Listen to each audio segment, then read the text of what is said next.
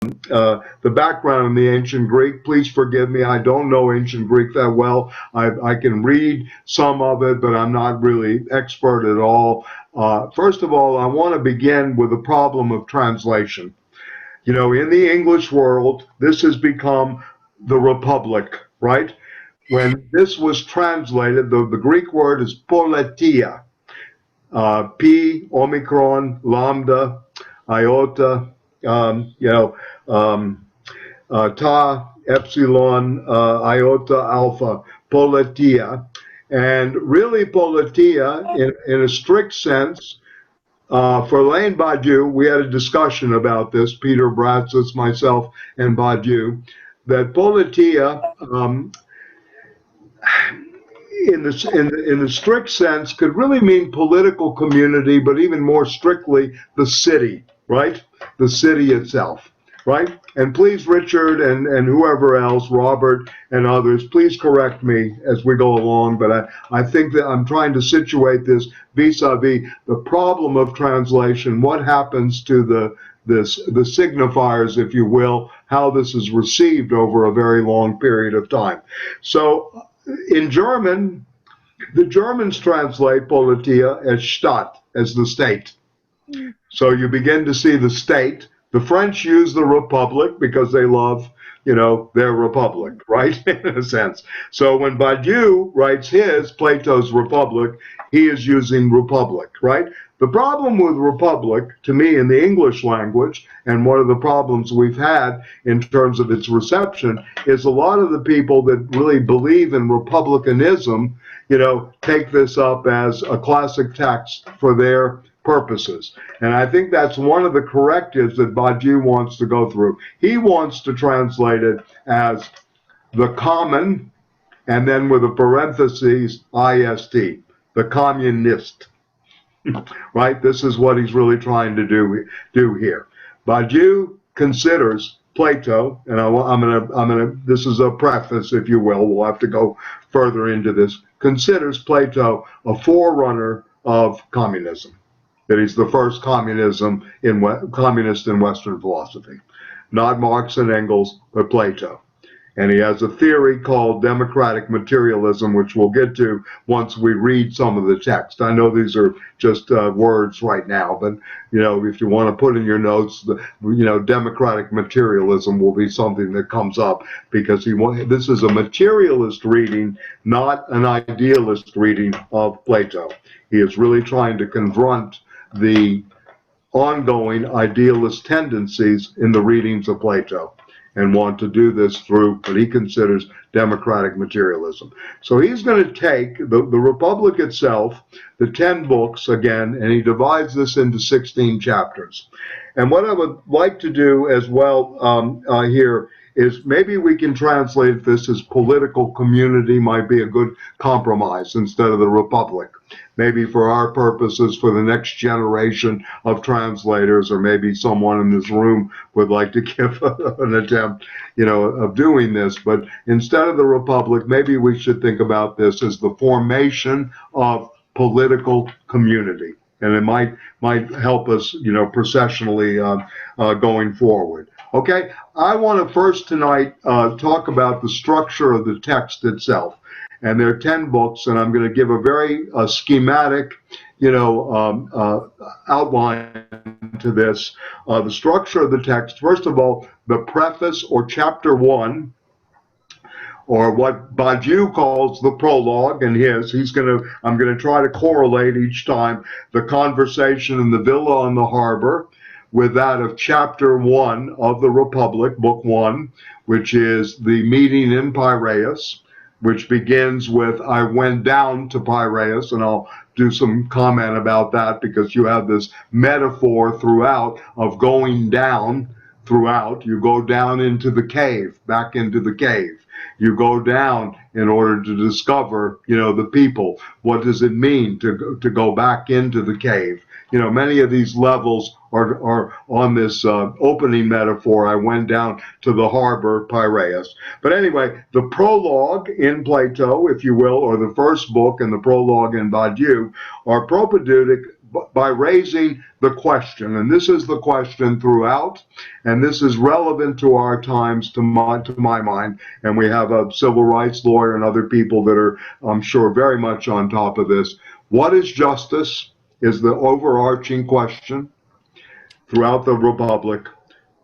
And then the second question, what is the use of justice, or its use value, or its profitability? So these are the two questions that are posed in the beginning. Now, I don't know if you had a chance to read it, but the cast of characters in the beginning are Glaucon, who's Plato's brother in real life, during his time. The other is, of course, Socrates, and you know, as the major radical questioner throughout. Polymarchus, who meets Socrates in Piraeus and basically almost accosts him, kidnaps him, bullies him into going to see his father, Cephalus, who is the head of the household. And just to give you a material background on this, Cephalus is a manufacturer of munitions. And his son's name means one who is a war lover or a maker of war. A maker of war is Polymarchus. Cephalus means, you know, Richard knows this, and Kephali, the head of the household, right? The headman, right? Yeah, the Kephali. So anyway, so Plato's very clever with language too. I mean, you know, and this kind of semiotics that he develops, it's very material. A munitions manufacturer, right? His son, a gathering at Cephalus's house. They're going to a festival that's run by Bendix, right? Bendix, who is also someone else who is celebrating somewhat the munitions and also the gathering of timber from Thrace. This is where this goddess comes from. So the lumber industry is also involved here alongside the munitions manufacturers. So we have the war. As most of you probably know, the Peloponnesian War is going on, right? And that Plato, one of his intentions, coming from an aristocratic family, is to found a new political community, if you will, that is a defense against Sparta, because Sparta keeps defeating Athens, right? So this is one of his material reactions to the historical period. Right? So it's no accident that it's the first scene, the first prologue and preface takes place in a munitions manufacturer's household, right? Very wealthy man. And the discussion begins there. What is justice? What does it mean to be just? So we get in the beginning this the first overarching question in terms of the structure of the book. What is justice? And this seems to be a question that plays out throughout the book. You know, and this is something that we talk about. We talk about social justice. We talk about, you know, retributive justice, reparative justice, all these kind of things that we said. But Plato is going to try to bring this around to a universal question. And the first, again, the preface is about trying to destroy the prejudice that we can have just particular justices, and the search is for a universal definition, right? Which we do not get, you know, in the first part. However, there are three different perspectives, if you will. The first perspective is that of old age, or the elderly, or what I would call the retrospective view of justice, or from the position of the elderly, right? And this is through the eyes of Cephalus, right? Whose house is, you know, being occupied by Socrates. And, you know, this begins part of the dialogue there. You know, what is justice? What is justice in old age, etc. And we'll engage that, because I'd like you to read it, but I'm kind of giving you, you know, prefatory remarks. And secondly of all, then Polymarchus will follow up on his father from the position of the son and justice, and then the equation begins. Justice is equality.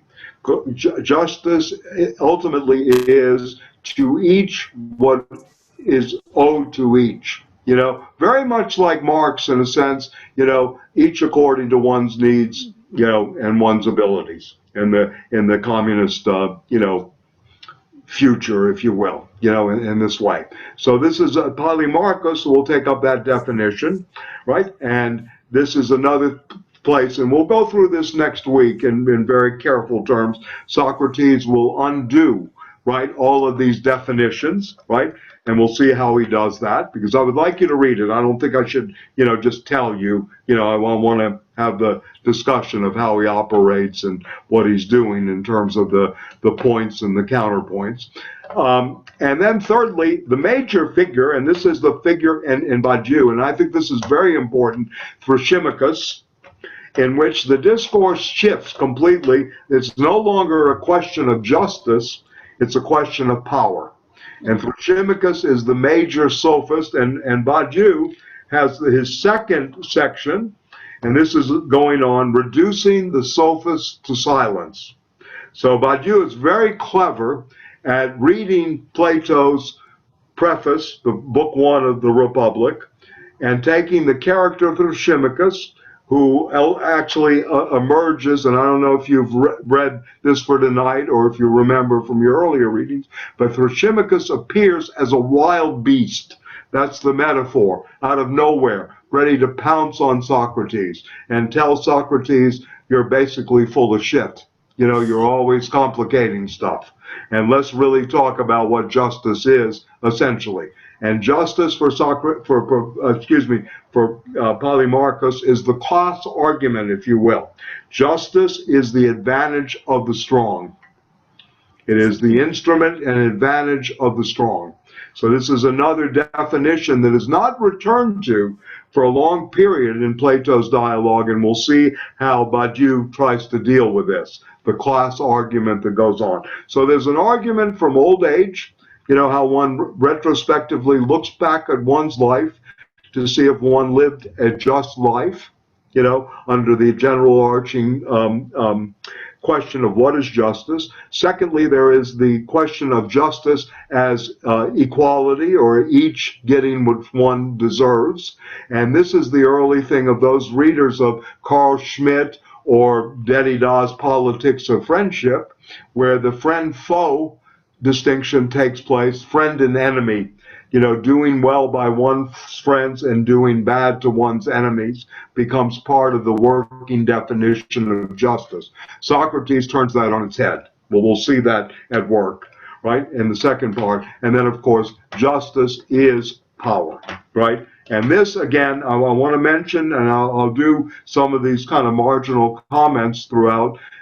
This again, is something taken up in the Foucault-Chomsky debate, if you have it.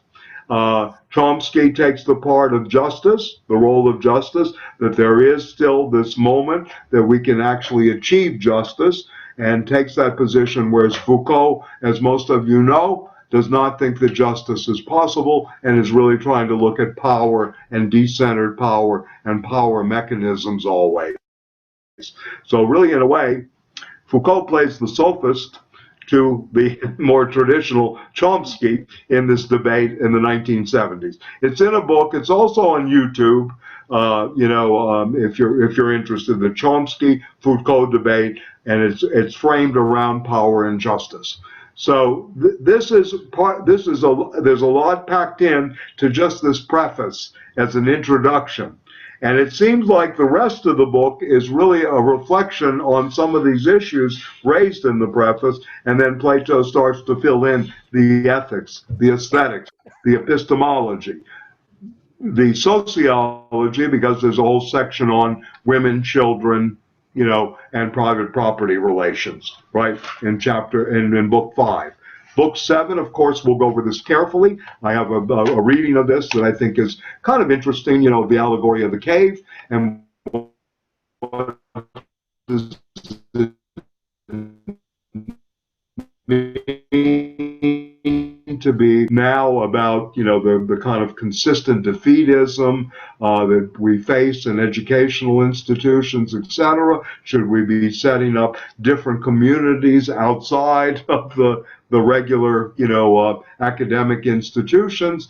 Is this a new kind of elitism? There are many questions that are being raised here, too. Should we descend back into the cave to bring the knowledge back there? What does this have to do? I mean, and we can talk about Gramsci's notion of the organic intellectual, and what role is being played here, as we look at, the structure of pedagogy in the seventh book of the Republic. So anyway, the preface, again, two overarching questions that proceed throughout. What is justice, and is justice useful? What is its use value, and what is its is it profitable, in its use? Okay, the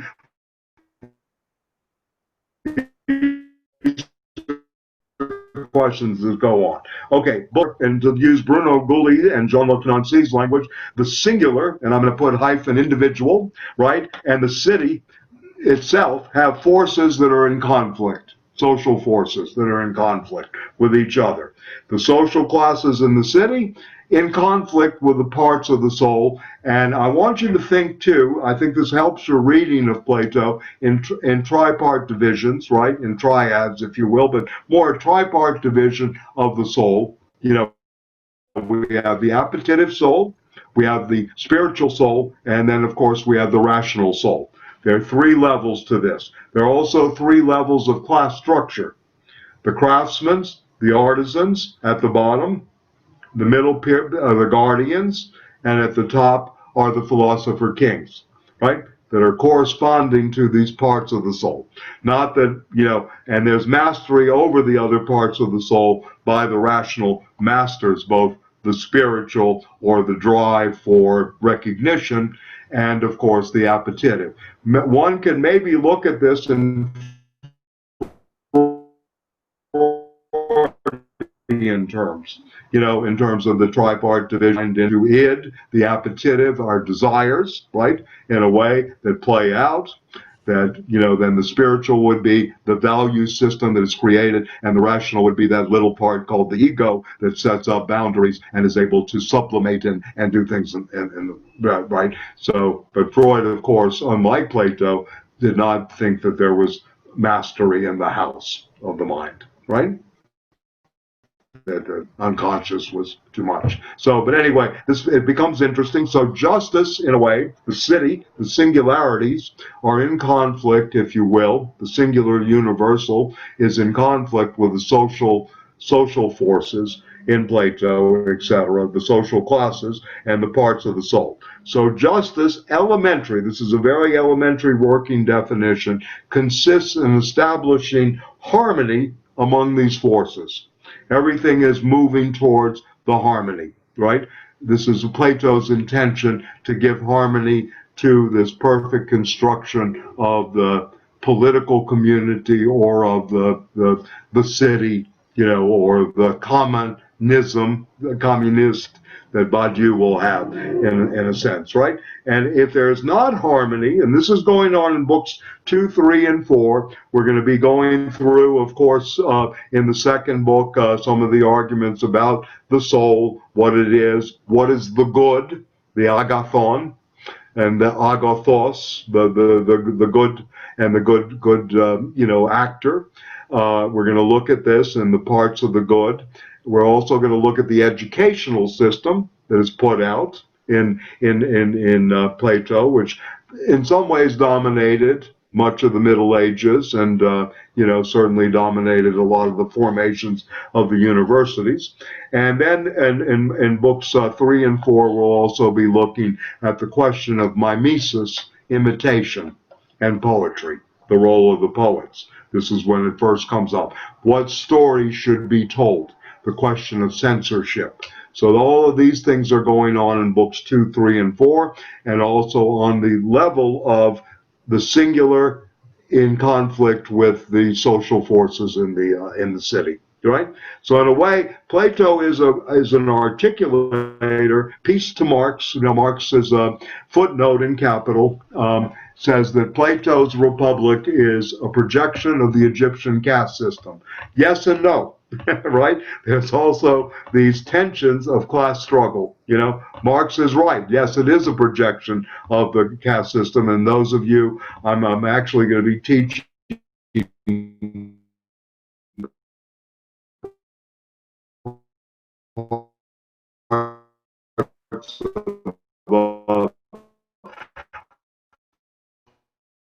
Black Athena again.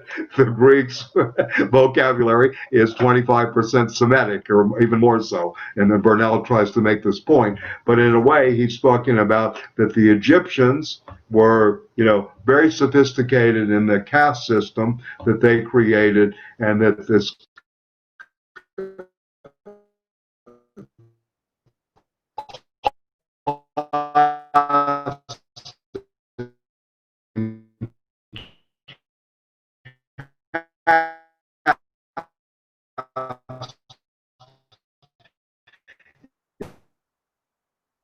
is playing, and we'll argues against this. All right, so those are the books 2, 3, and 4 in the general sense, and we end up with a classic, and this is something that's going on all the time throughout history: the noble lie, right? The noble lie, which is the at the end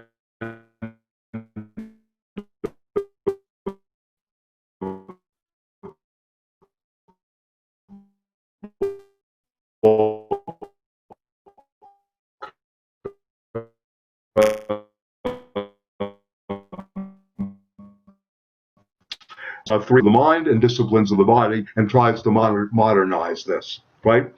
Plato thought that there were two moments: mathematics and the gymnasium, right?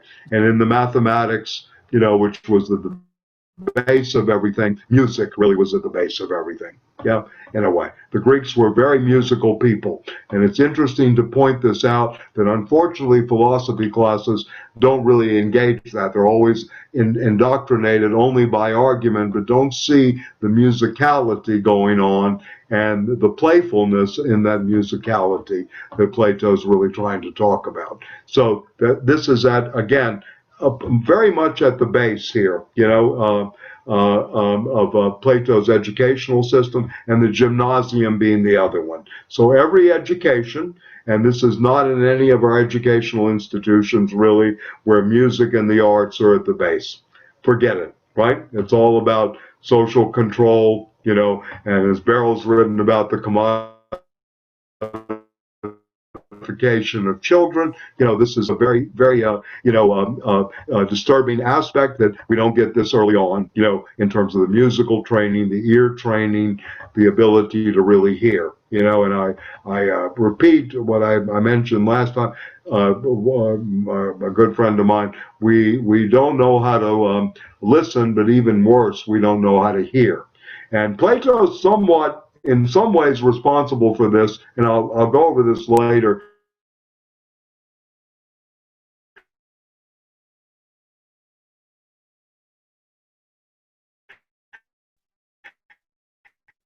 The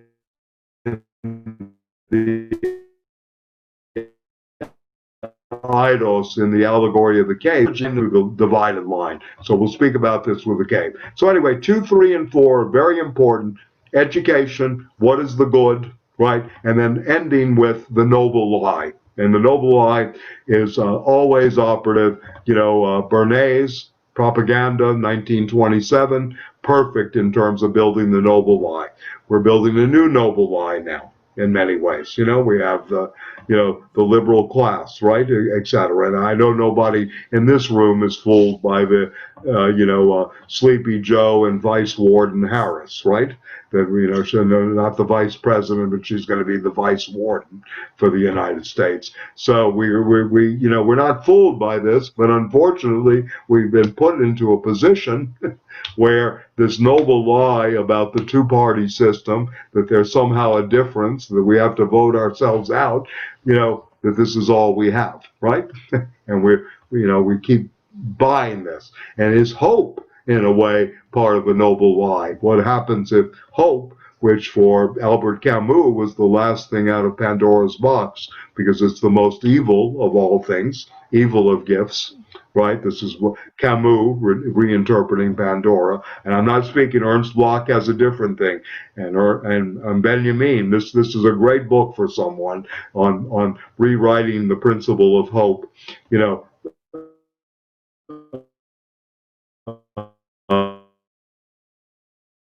uh, uh, hope for better.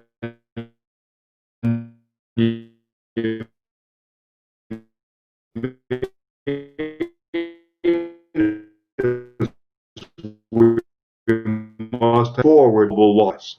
Tries to know. So phrases. Okay, maybe.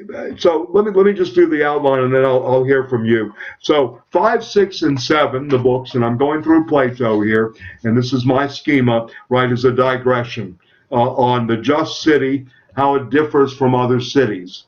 So Plato is already now beginning to articulate a just city, and this leads up from books 5 and 6, which are on women and children, the theory of the forms, the production of the forms, and the emergence of the philosopher kings.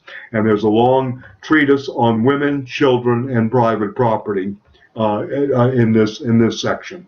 So this is a digression, if you will, from the questions of justice, right, that he does. And of course, the philosopher king becomes the one who rules, because it's only the philosopher king who can issue the forms, thinks enough at the level of abstractions to produce the questions, what is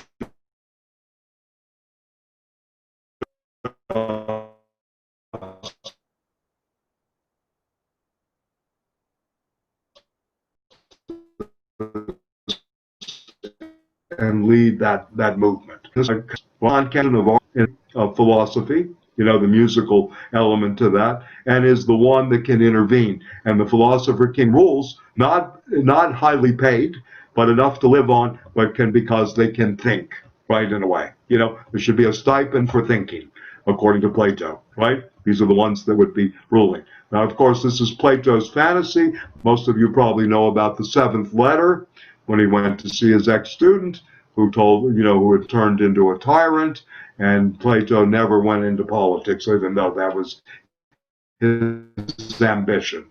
And he came from an extremely wealthy aristocratic family. Plato was an aristocrat. The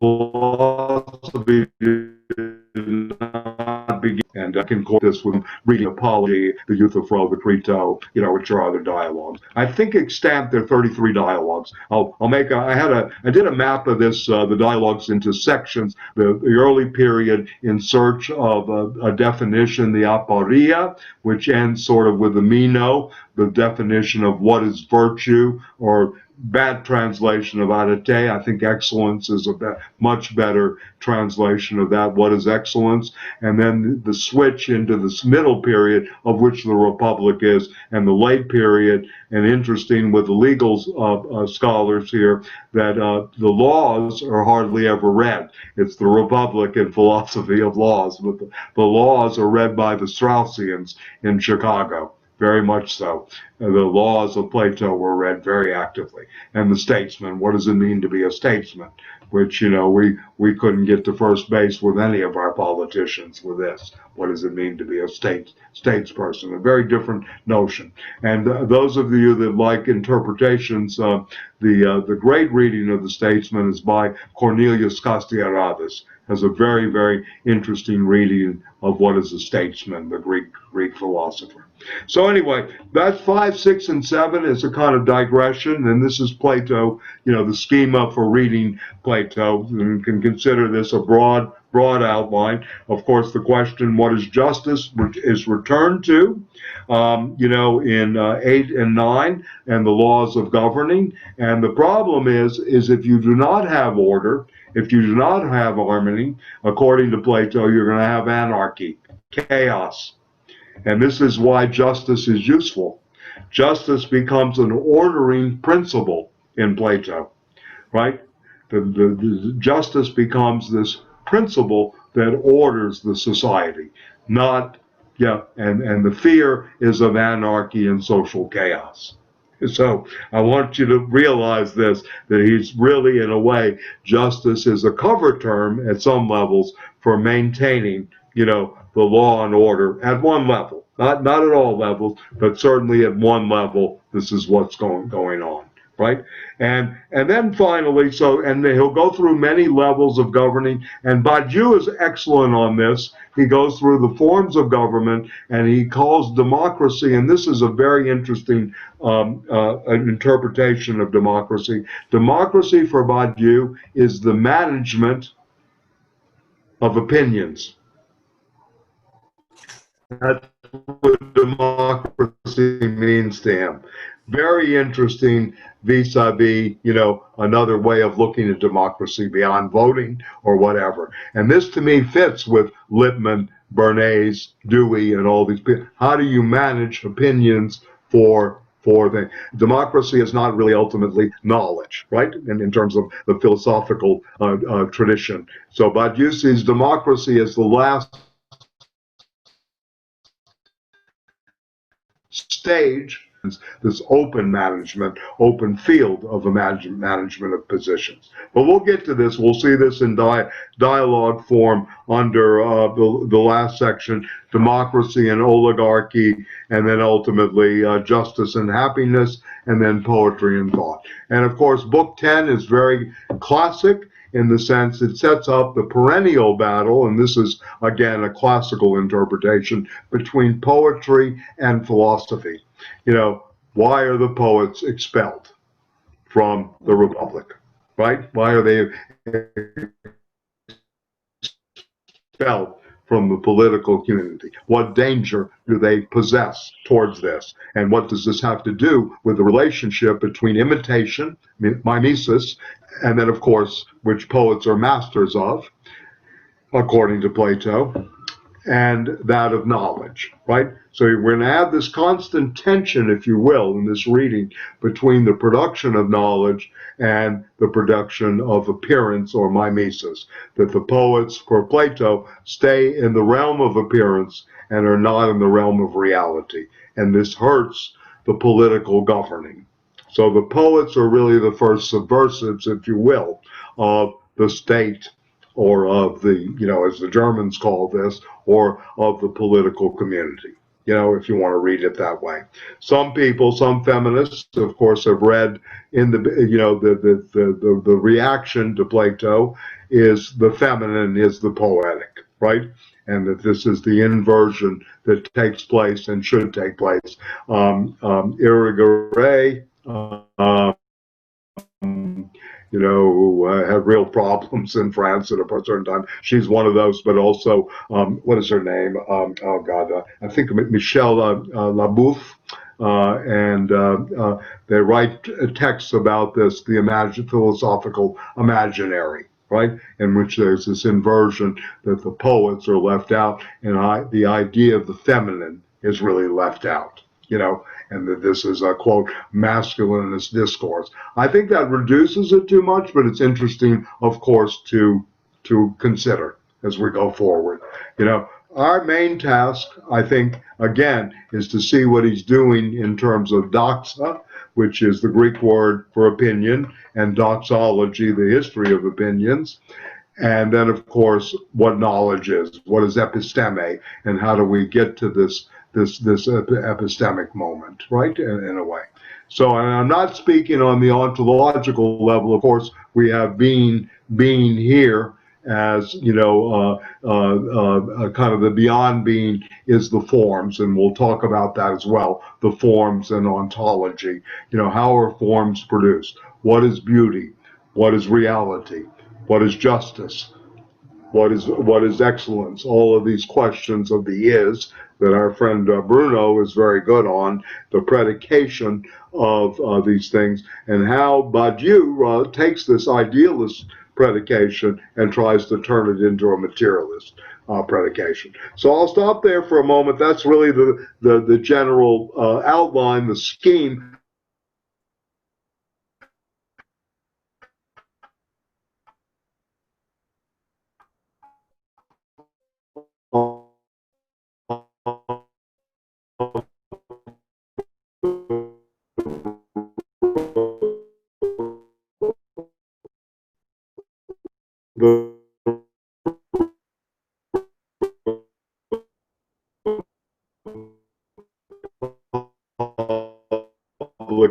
questions or remarks, whatever. I'm more than open to hearing from you. And I'd also like to know if you've had any reading yet, and so I can, we can, for next week we can, talk about what we're going to read as well. Yeah, yeah. Any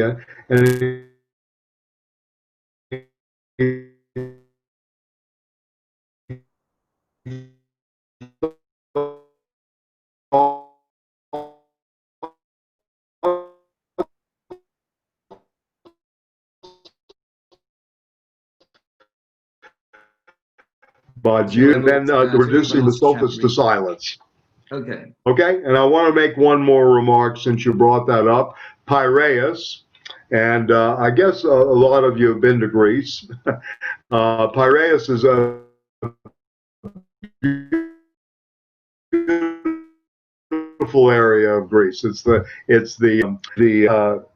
port, if you will, and it was known for where all the merchants, the itinerants, all the lowlifes, everybody's hanging there. When Marx described New Orleans as, where I came from, to Abraham Lincoln, he said, forget about New Orleans and the Civil War and the battles and concentrate on Atlanta. The Marx wrote to Abraham Lincoln this, and he said, New Orleans is the place of every Lazzaroni, lazy point, everybody that is a drifter, etc., ended up in the port of New Orleans. The same thing for Piraeus was thought of at that time. So it's interesting that the munitions, owner, Cephalus, lives in Piraeus, which is a very beautiful part of Athens.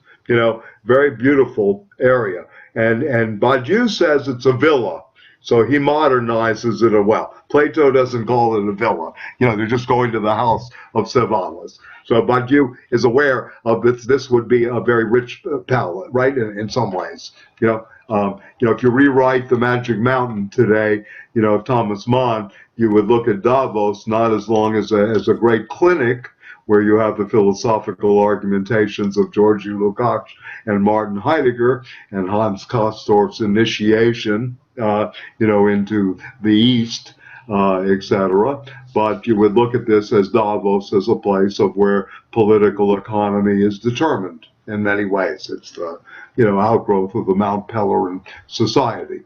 So so the villa now replaces the little house in Piraeus back in the day. And I don't know if you've been to Piraeus. Most of you ever been to the great? Yeah, I mean it's really quite the way it. Our friend Michailis Spourdalikis, who's a member of the Syriza government for a while, has a very beautiful apartment that overlooks the Battle of Salamis, the site, and you can see the sea, everything, and all boats and great cafes. It's a great place to live, in many ways. And so it has that element to it of a culture of both the cafes, the streets. It's also today a very working class, a neighborhood in Greece. Very pro Syriza, was pro, communist for a while, and then became, kind of pro getting of the left. Syriza was the coalition of the left, if you will, the bringing together of the left. And by the way, give you a report. Alexis Tsipras, our old friend, and I mean old friend now, not really that good of a, wants to go further to the right because he thinks that the compromise is necessary for synopsismos right now as the minority party was the majority party in Greece after the Orchi vote and the elections of 2015.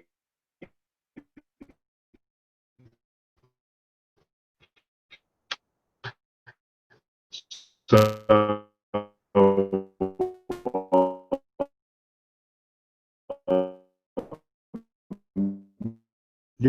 yeah. Anyway.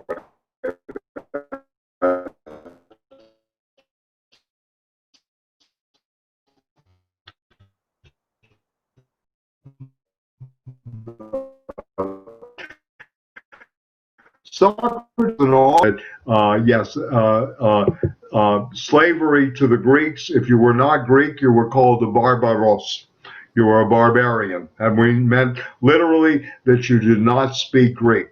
So yes, this is about patriarchy in some ways, and also, of course, about slavery, in many ways. And as Marx points out in, his in the both in the manifesto of the Communist Party as well as later, and this has gone on in the tradition about ancient society as slave society, as does Finley, as does and some of the other great thinkers of Marxist thinkers of ancient Greece. George Thompson is another one, right? Right. Yes. Yes. The Republic tries to do away with slavery. That's true. Yes. That's where we go. Yeah. We'll go there. Request. Yes. Yes. I'm so happy. I got suddenly very happy during your mini lecture about starting over. Yes. About being basic. Yes. And my request has to do with these original 3 definitions of justice, and I want to take it a step back. Okay. And wonder about the definitions that are not on the table. Wonder about the voices that could be on the table with different definitions. You mean in our contemporary moment or in the Republic? Either or. So, okay. So the whole thing sort of hinges on these three possibilities, and I know there are so many more.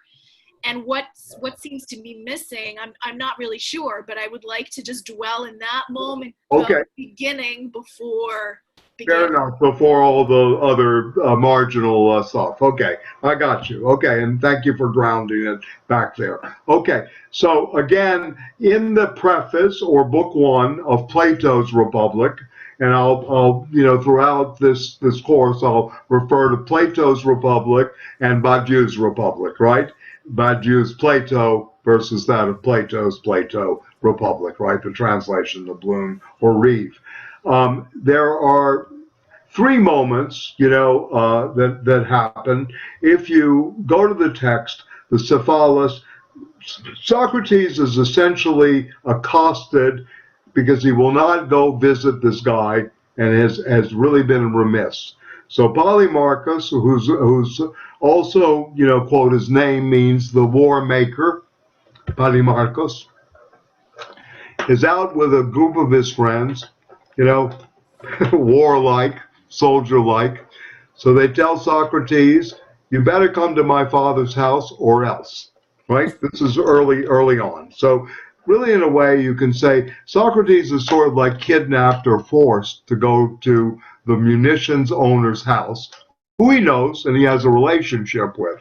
But he goes there and he goes to a dinner, right? So you can imagine this is the way the film evolves, right? A street gang, but a rich kid street gang, right? A war maker, accosts the great Socrates during a festival, right? And says, you're coming over to my father's house because he misses you, so to speak, So Pacino and Brando tell someone, you better come see the Godfather, something like that, right? So they end up in the, he ends up at the house, and the discussion begins on the level of what is justice? What does it mean? How are things in old age, right? So it's like going to see your grandparent. Quote, I'm old enough to be a grandparent, but anyway, it's like going to see the older people, the seniors, and saying, well, how's life? How's life been? What are we reflecting on? So to put it in a, kind of an everyday context. And what happens is that they begin a discussion about what does it mean to have a just life. Now, this is through the perspective of someone that's looking back. And it's no longer about sexual pleasure because desire has gone down. It's really about looking back about how one lived one's life. Did one do good deeds, right? It's not only about wealth. So wealth, sex, and money, so to speak, or are kind of eliminated somewhat from the equation. Even though Cephalus says Wealth is important because it allows you not to owe anybody anything, and this is a good part of growing old if you can do it that way. All right? And that's where you act justly, that you owe nobody anything. You don't owe anybody anything. So the debt issue is raised very, very early in this. At the same time, he basically says, he's being prodded by Socrates to make a definition. And I'm looking in the Bloom translation. I know it in the Reeve, which I don't have in front of me. I have the Bloom translation. But he reduces it to an equation, right? And this is the first definition. And remember, Lydia and others, that the effort here is to make a definition about justice, to try to get to something universal. So let me see if I can find the actual thing. In the Bloom translation, this is pages 6 and 7, and it's lines 330 to 332 in all the translations of Plato, that are universal. So he says, right, that justice is doing the right thing and telling the truth, right? This is really what it is. You have to tell the truth, the greatest good, to tell the truth and also to do the right thing in life, right? And this makes for a just life at the end, right? He says justice shouldn't simply assert that the truth and giving back what a man has taken from another, paying one's debt, that these sometimes can be just and also unjust. So Socrates begins to undo that definition. So the definition of justice is adhering to the truth and paying one's debt is not adequate to Socrates. That's the first working definition. And this is how Socrates worked. This is part of the strategy of the intellectus as an interlocutor, to unmask, undo, and to get clarification of a definition, right? So again, this is a dialogue that starts out in a search for a definition, right? To put it in, everyday terms. Okay, so Matt just put up the Reeve translation too. Justice is telling the truth and paying one's debts, right? So Socrates gives the example in undoing this from the perspective of the mentally, challenged, if you will. What happens if a friend of yours borrows a gun from you and then you find out that friend has gone insane? What do? Do you demand the gun back? Tell him the truth, you want the gun back because you heard he's gone crazy, right? And also he's obligated to pay you the debt back.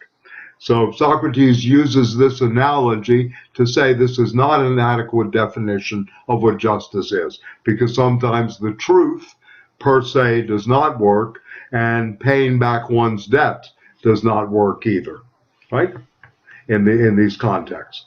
So then we go on to another definition of of justice through Polemarchus. Justice. Hold on. This is where I want to stop. Yeah. Okay. Ask, what if actually he wasn't rich? What if the question were posed to the serving person at the table, or to his wife, or to Amantha? It seems like this is an arbitrary starting point with a wise person. It's a natural starting point in a certain sense. Well, yeah, of course it's actual, yeah. But I'm asking us to actually imagine what's not on the table. Okay. Because that seems like an obviously Marxist move to do. Who's not being heard? This is a self-admitted, not self-made, but actually inherited wealth. He doesn't appreciate it, but he doesn't seem to be craving after it either. So, what can we just imagine another perspective and another definition emerging? Absolutely, you're more than free to do that and rewrite the Republic, which is partially what. But now, before we get any further, we need to. Missing. Yes, what's actually missing?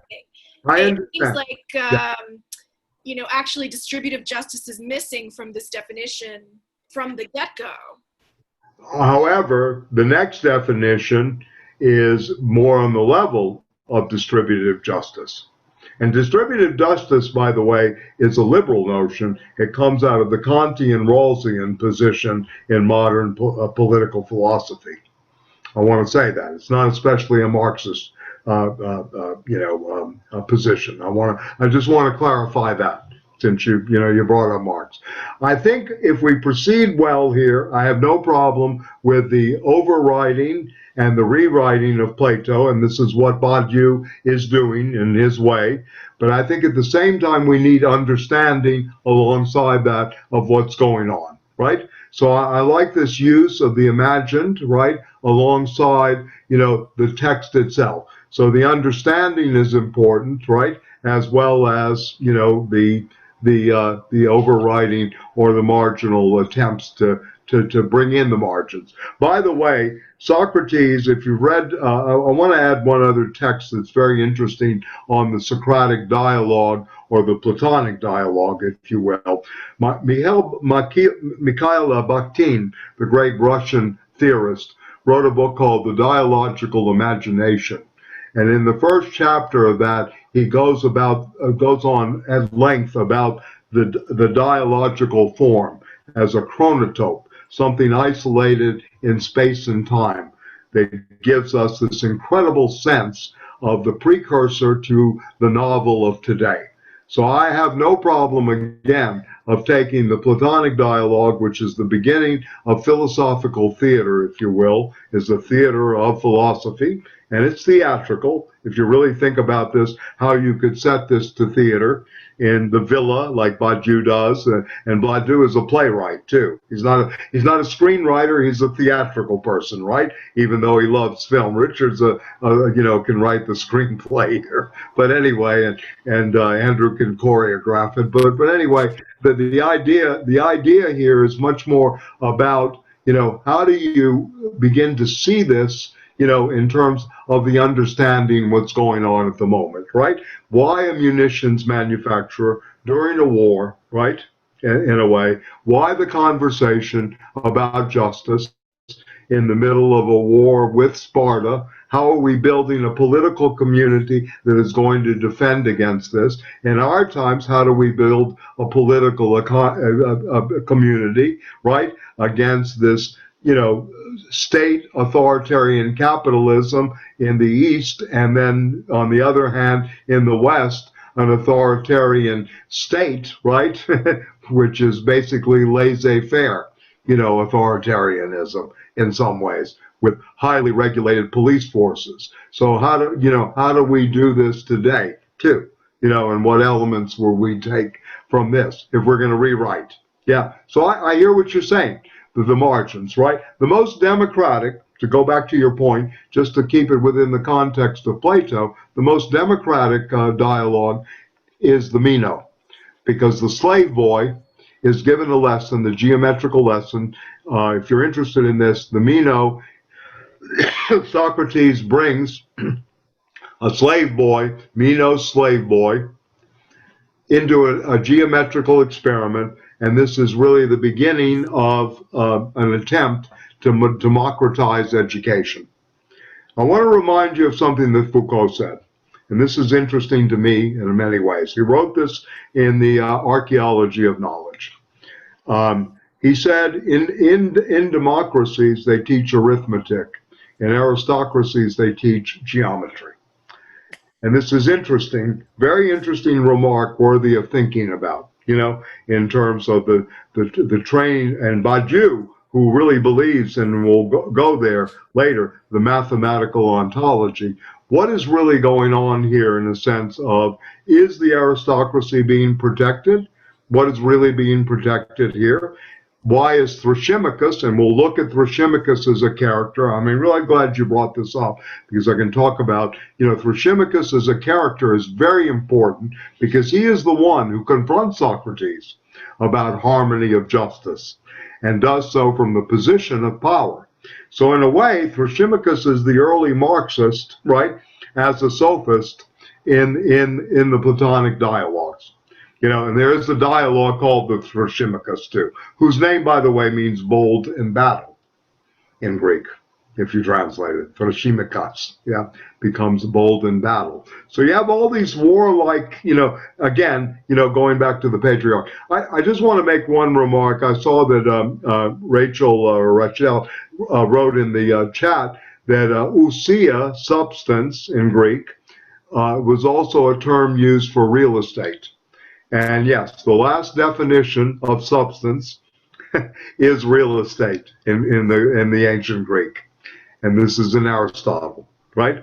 That it became property in many ways. So this is another an aside. So going back to this, the next definition, Polemarchus, really starts to go through distribution, to each what one deserves, right? It's a kind of meritocracy. It's an argument. First of all, you have the argument retrospectively through the eyes of the old man of Cephalus, who's in retirement and is wealthy, obviously, at the villa, as Badiou says, right, etc., reflecting on his past, what is just, and for him, just is being true to oneself and telling the truth and paying all of one's debts.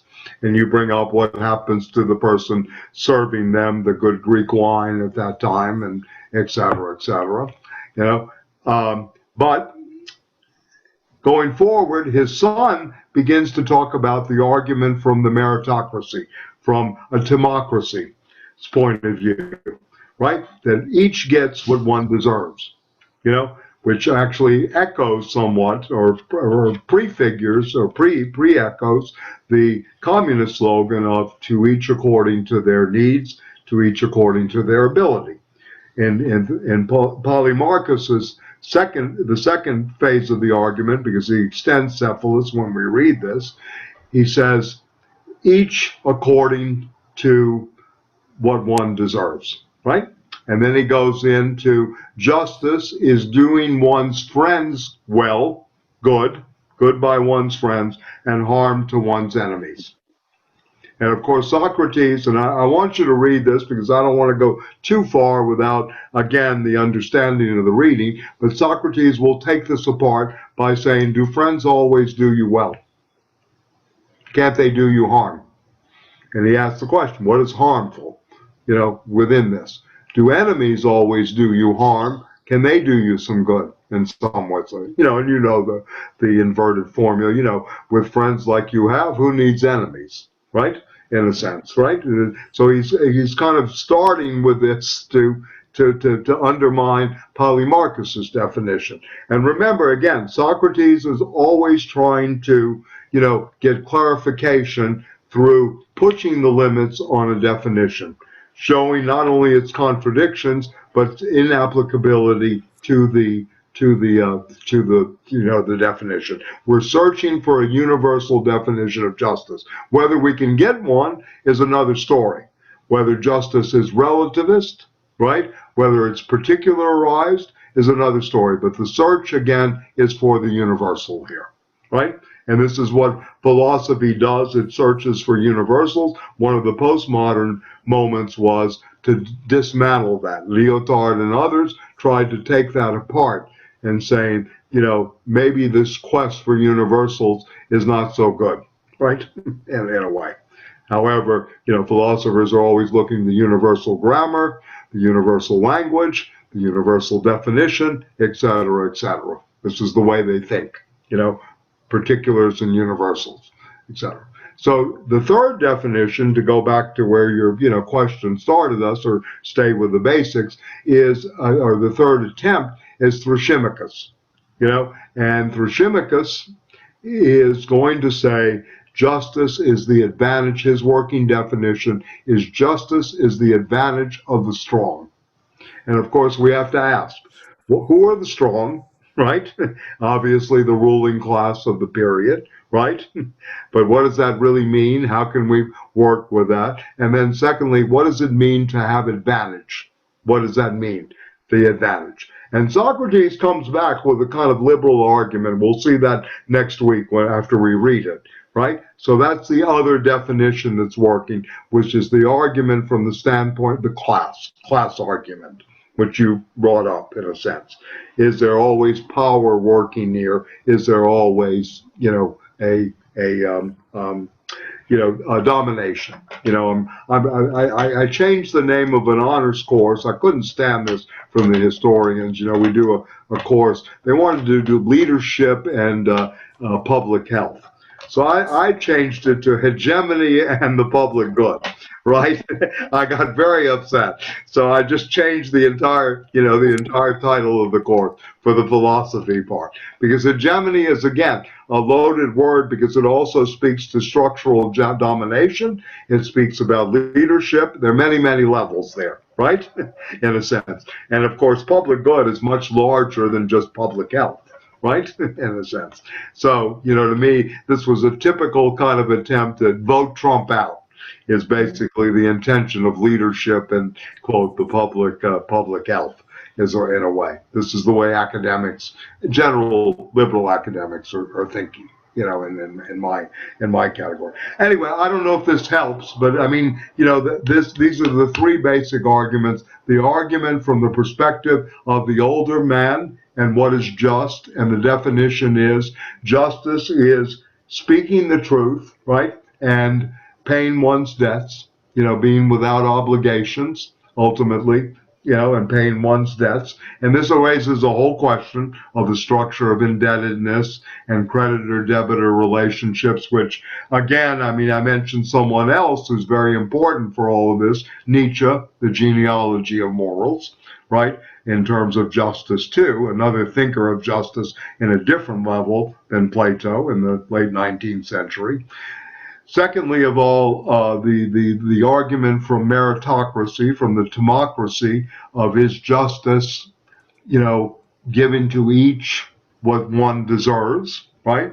We deserving of this, is David Winters is an adjunct faculty only 1/4 worth that of a full-time faculty when they teach the same course, right? In a sense, what is that worth? What is that value? Shouldn't there be something more of a meritocracy? Shouldn't there be more of equity, etc.? Right? In many ways, right?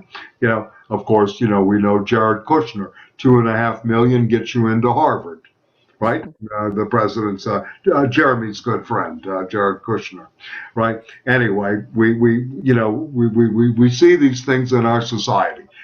This is the argument against, of course, nepotism, even though what you're doing is you're having a nepotistic argument because, the son of the master of the house is continuing the discussion, both of whom are members of the ruling class. They're military. They're basically munitions manufacturers, right? And Thrasymachus also comes from another place. He's a sophist, right? And I think by definition, the sophist, and I want to get my friend Bruno, maybe we'll do it together, do a course on the sophist, which is very important. The sophist itself is a group of itinerant philosophers. They are the merchants of philosophy. They go sell lessons to the thing. They kind of are the ones who become the early cult of the experts, right? They go in and teach the young people how to, right? How they are going to teach the political elite how to argue. The sophist does not believe in truth. So you can already see in Plato, there are many layers here. When Cephalus says, justice is speaking the truth, he is attacking in some ways the sophists, in a way, who don't believe in truth. They believe just in expertise and argumentation, right? No, in many ways. And this has been a claim against the postmodernists too, that there's sophistry and relativism there, not dialectics. And dialectics is juxtaposed to that, or at least Platonic dialectics is juxtaposed to the sophist, right? In a way. The sophist does not believe there are any truths, right? There's just strong argumentation. So they become experts at this. And this goes on, the art of casuistry in the Jesuit tradition, right, into our own age, right, in many ways. So this is a very important text, and Socrates uses many techniques of the sophist as well. So, but anyway, Thrasymachus is the sophist, and I think, again, Badiou is very good on this for next week when we read Silencing the Sophist will be, I think, a very stimulating part of this. What is the sophist? How do you one silence someone? And this raises many questions too. The levels of censorship, right? In many ways. I mean, I was impressed. Listen, I know she's 22 years old, but the tennis player that won the U.S. Open, Naomi, when the reporter asked her, what message did you intend? And she kind of brilliantly, in her way, especially for someone 22 years old, that is very possibly right now the greatest women's tennis player in the world at age 22. She said to the reporter, well, it's how you receive it that counts, right? She basically took the question instead of, my intention is not irrelevant, it's how you hear it, right? In this way. So I think this is another thing that we have to keep in mind. How do we hear this, and how do we work with it, right? And she's very good, this Osaka, right? Very, very good, in a way. She wore the masks of the 7 victims. She knew she was going to get to the finals because she had 7 masks made. This is how confident she was of her own ability. So she had them all pre-made, and she got there, and she was really a star. Yeah. Okay. So, yeah, Jeremy, I see your question at the bottom. I have good zoom here. I don't know why. I don't think Plato put names. I think they were just, this way. So the names in the Reeve gives you the sense. I think Plato himself didn't have names in the manuscript. The Straussians are very careful with this, right? So you have to know in the beginning, I went down is Socrates, right? Right? Yeah. I went down. And then he doesn't really go through the names, right? He just begins with Socrates, and then you're supposed to pick up on its Glaucon talking, Polemarchus talking, Cephalus talking, Thrasymachus. These are the main characters. And of course, the Plato sister, who's a very charming. I mean, I think Lydia and you're going to really enjoy, her interventions against Socrates. She's very playful and very smart. And Badiou did a good job here. Women in Plato, like I said, the only woman in Plato is Diotima, right, who's an imaginary figure in Socrates in the Symposium on love, right? And I think Walter Benjamin, if I'm not mistaken, or someone around, but I think it's Benjamin wrote a little thing, Diotima's Revenge. About getting back at Socrates. And Socrates' wife was Xanthippe, and everybody knows that his father was a shoemaker, right? And his mother was a midwife. These were the 2 livelihoods that made Socrates. So he wasn't so much just, he had a kind of, privileged background, so to speak, but he came out of that upper crafts, position.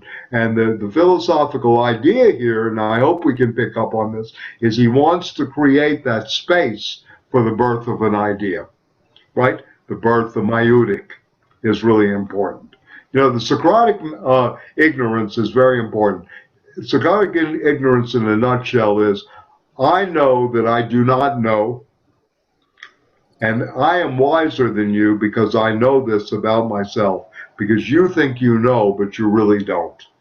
And I am wiser than you.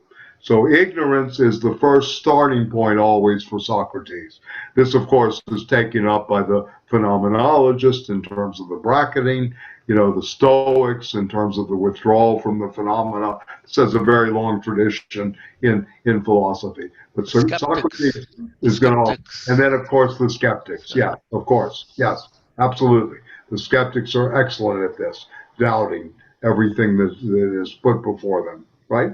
And, and we live in an era, modern science and modern subjectivity, is when the skeptics are routed by Rene Descartes, right? The skeptical tradition is basically routed by Rene Descartes with certainty versus that of probability, right?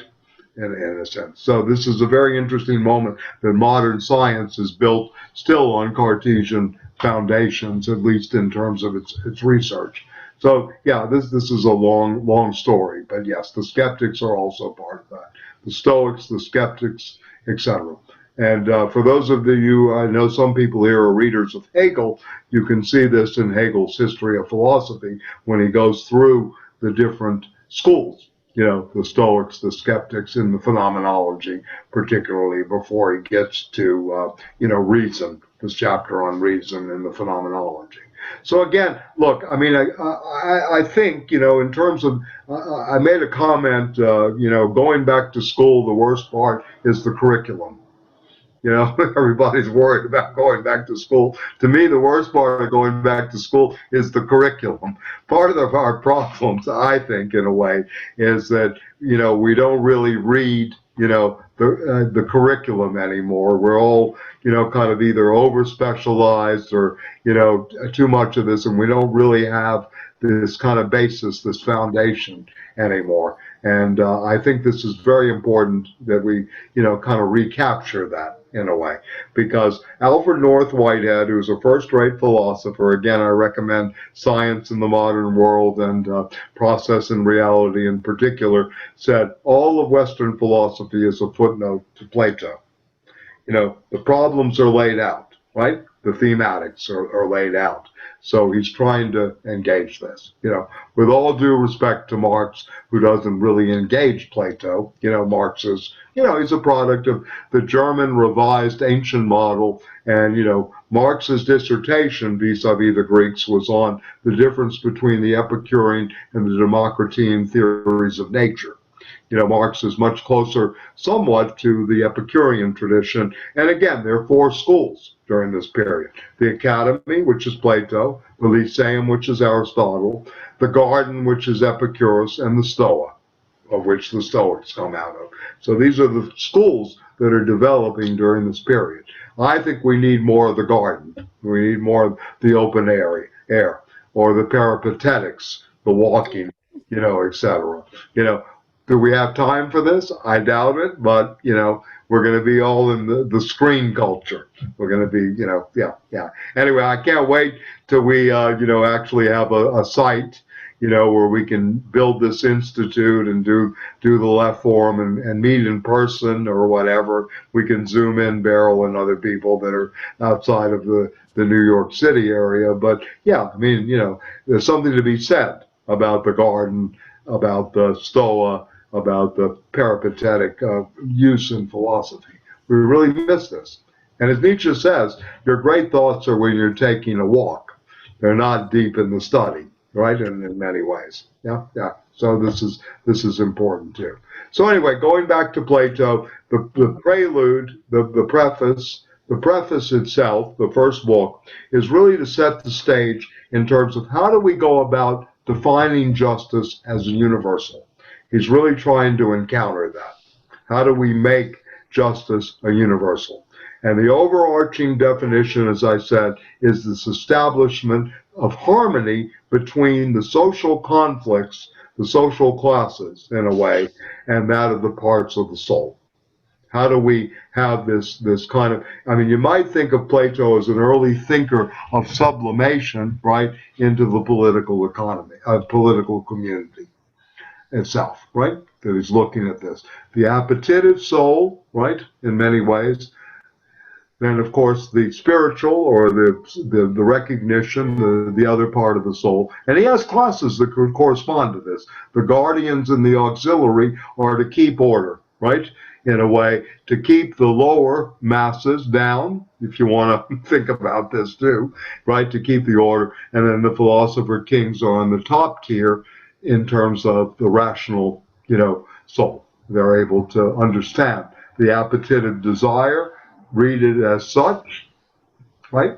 They're able to understand the drive for recognition in the guardian class, but at the same time they're able to deal and issue these abstractions called the forms, or ideation in one way, and also the forms themselves. So this is very important. So, I mean, another thing I can do next week, because I really want us to read, this is important, and, because then you bring a lot more, to the class, and it deepens the notion of eidos, IDOS, eidos, right? And what this has to do with the tradition, form, and ultimately what Edmund Husserl in the phenomenological tradition calls the eidetic reduction. And maybe in some ways, what's interesting to me, with all due respect to Badiou, is that Husserl becomes the Platonic idealist who doesn't flinch, right, in terms of what's going on in the 19th century through the phenomenological method, through this eidetic, but it's a very Platonic language. And that's interesting there too. So this kind of cross into German philosophy as well is happening. I mean, the rediscovery of the Greece, modern Greece, to my mind, is an invention by, of course, the English Romantic poets, but it's really a reinvention by Germany. The Germans really reinvent Greece as this place for the people from the other planet in the 5th and 4th century B.C.E. They're the ones who really pick up on the model. And who's educated out of this model? Well, Kant, Hegel, Marx, right?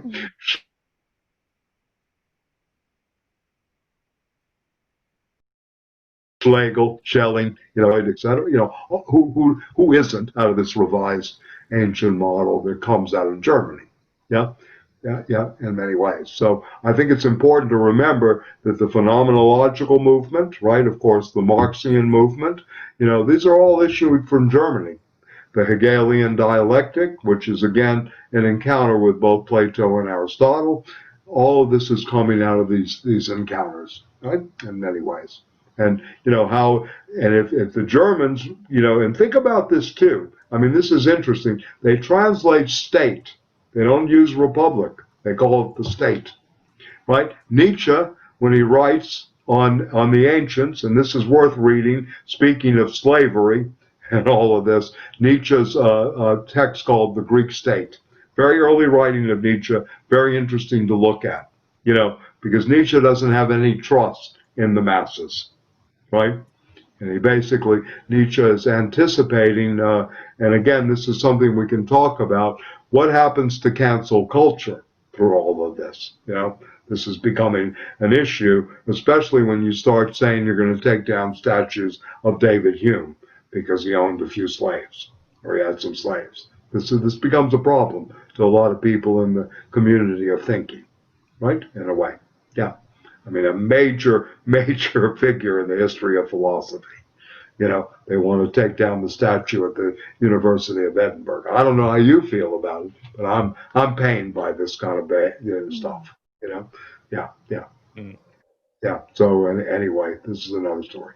So any thoughts or questions? I mean, I'm really just trying to introduce it both schematically and where we're going. I find the Badiou, you're going to find this very contemporary.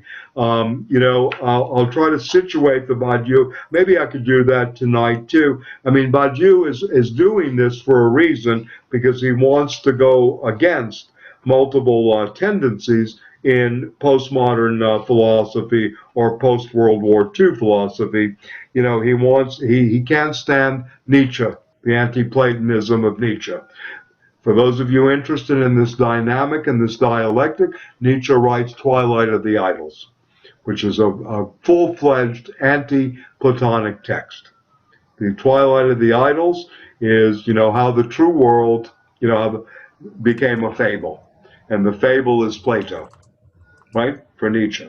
However, Nietzsche, thinking the future and the will to power, is very close, and there have been many good scholarly treatments of this, is very close to the Republic. In some ways, he's really a modern Platonist. So interesting. But Badiou wants to go against, this Nietzschean moment of the static, unmovable societal mobility that Nietzsche sees in Plato. Then, of course, Russell and Wittgenstein, he's going against that too, the anti-Plato. Karl Popper, after, Karl Popper, The Open Society and Its Enemies, George Soros' teacher, by the way, where he got the phrase for the Open Society Foundation, the international speculator. Karl Popper considered there were two totalitarian thinkers, Karl Marx and Plato. He grouped the two together. So Badiou is trying to confront this moment as well. The Marxist Anti-Platonism, this is where Badiou is really going to go to town as that. And I see Rachel has this down in the chat. I wish you were, speaking to us too. But anyway, great comments. The ideologue of the slave owners, right? He wants to go against this Marxian interpretation. As Plato becomes the ideologue of the slave owners of ancient society. Then, of course, the existentialist anti-Platonism, Kierkegaard, others. And then Sartre too. He wants to look at this in against the existentialist reading, anti-Platonism, and then the Heideggerian anti-Platonism, where Heidegger claims that Plato has really turned the truth, the concept of Wahrheit in German, has really not taken into account aletheia as a movement of truth, unconcealing and concealing.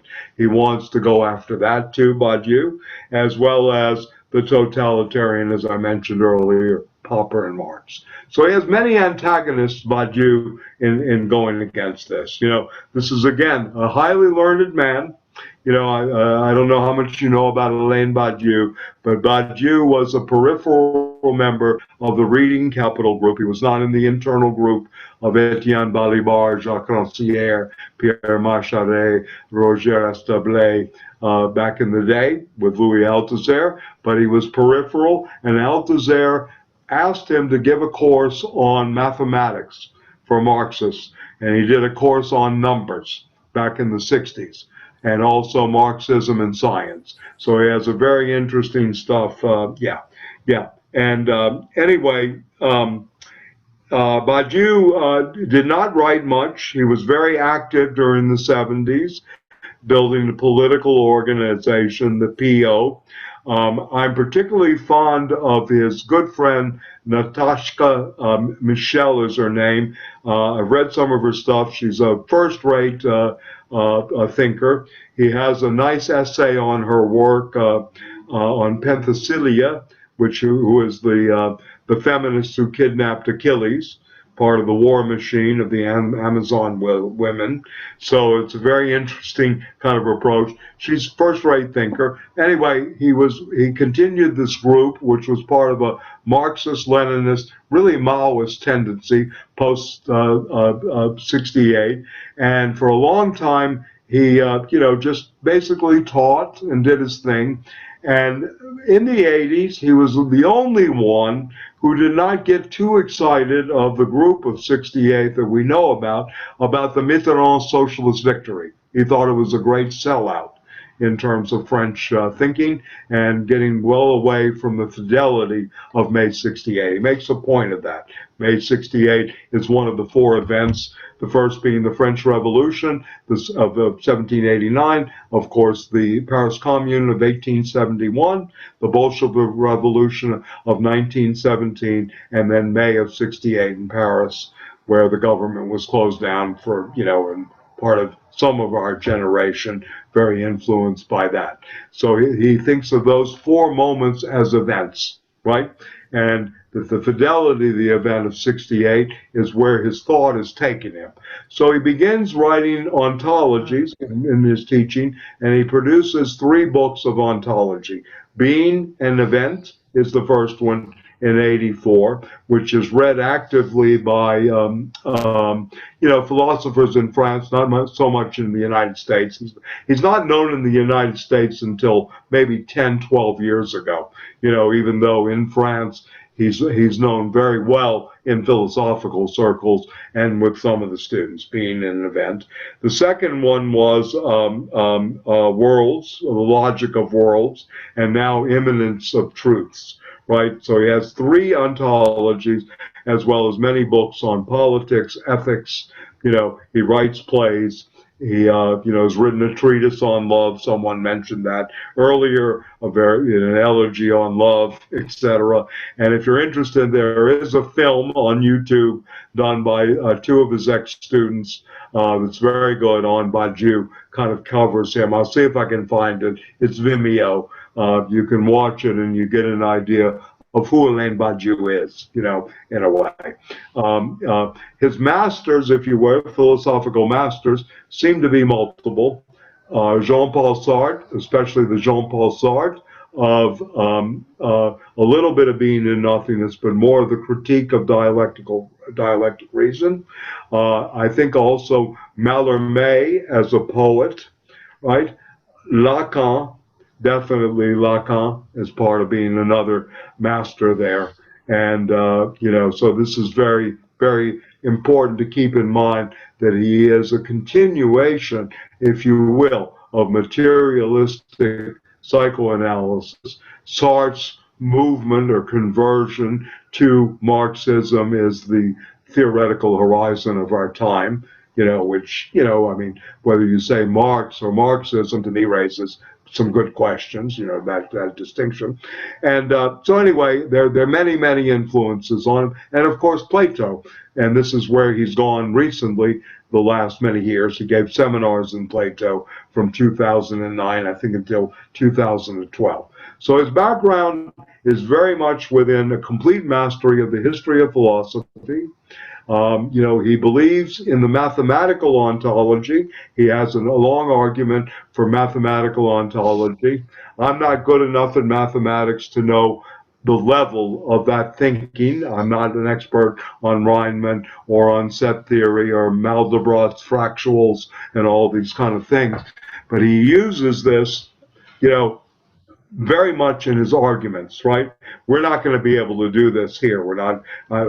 This is not about the philosophy of mathematics or mathematical ontology, but I want you to be aware that he is, in some ways, anti-Heideggerian in the sense that he is positioning the mathematical somewhat both against and for poetic ontology.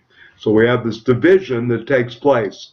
And this is going on in Plato. We'll talk about this in terms of the separation between poiesis and mathesis early on in Greek philosophy.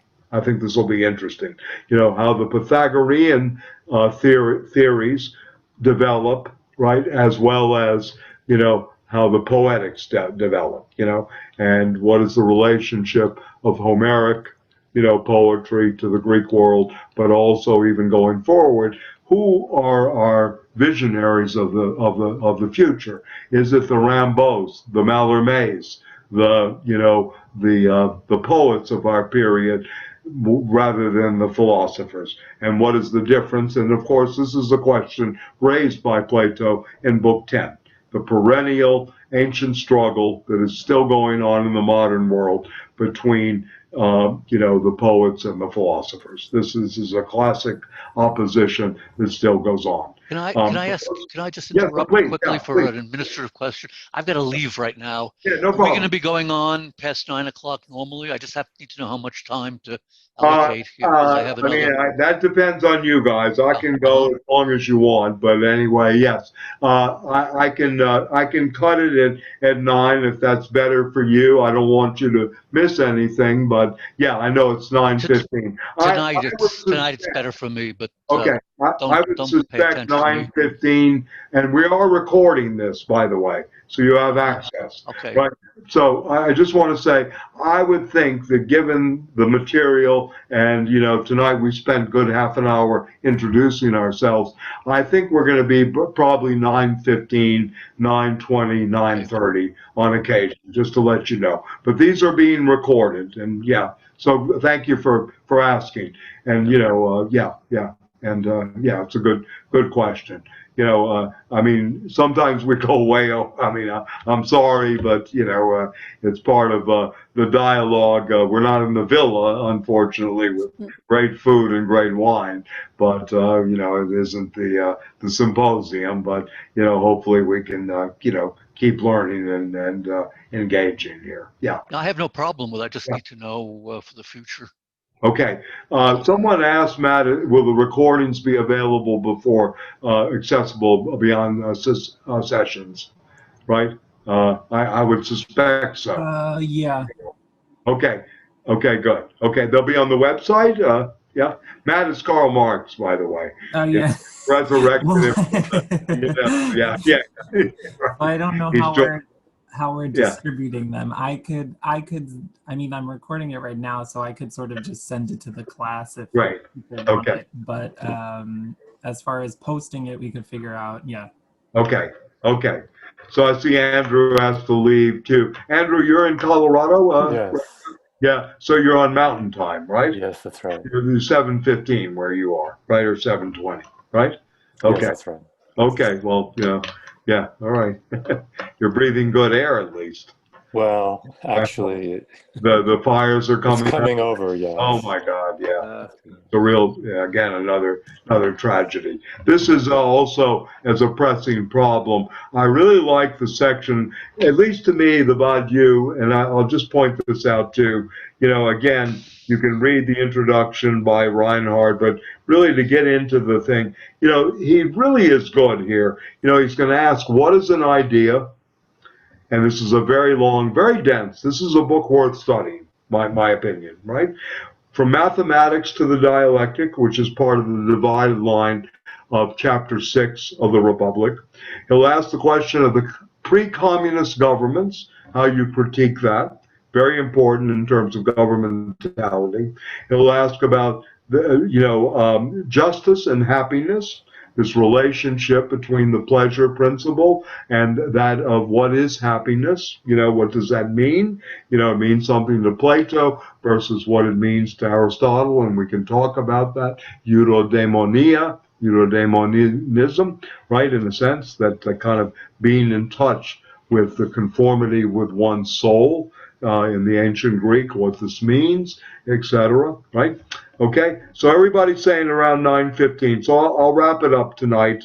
Yeah, all right, I get the message. And then, so what I would like you to do next week, I think this is the best way to go. You read pages, and I think this was on the list that Matt sent out in terms of the assignments of the reading.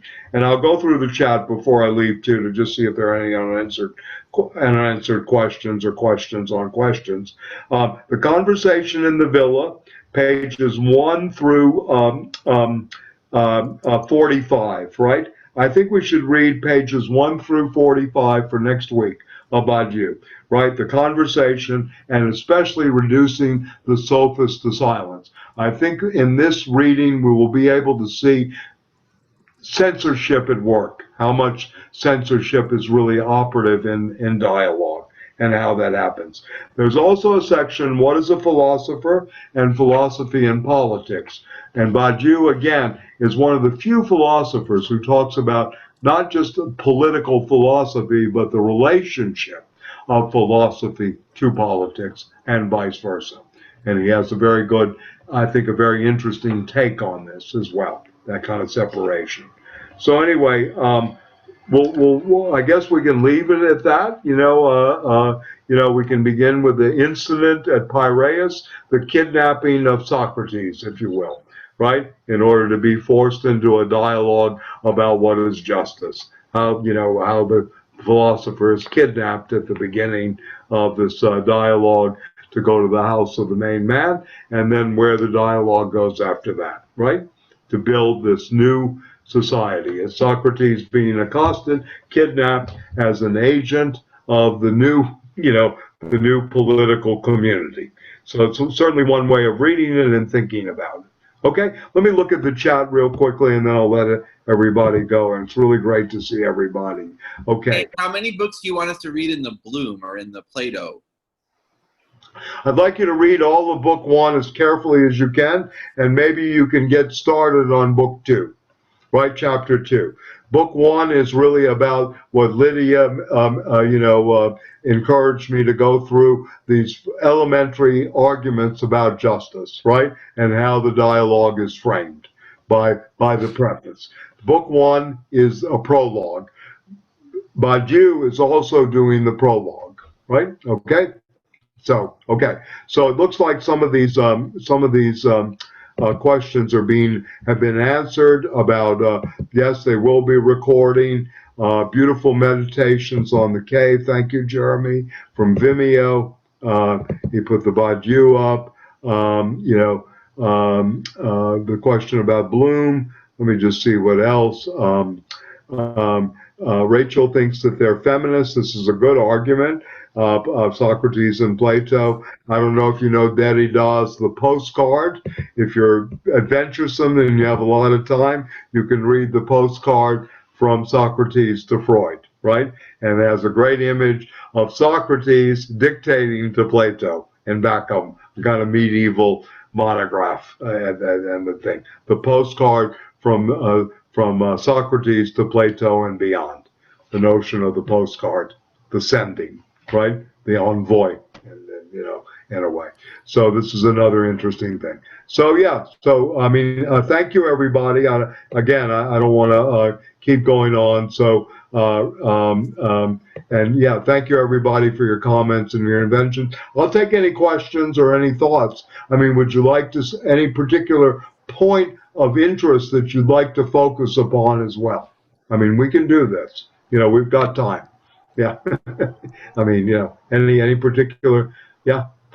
No? Okay. Well, we'll take it as it is. Okay. So next week we'll be speaking about the prologue. What is justice? The different perspectives on justice. How Socrates undoes this, and then secondly, what are these techniques of silencing sophistry? How do these work, the censorship in Badiou? So justice and censorship next week, okay? And I'll get Matt to send out an email. All right, good. Okay, so thank you. I think everything's cool, right? All right. Nice to see everybody. Thank you. Oh.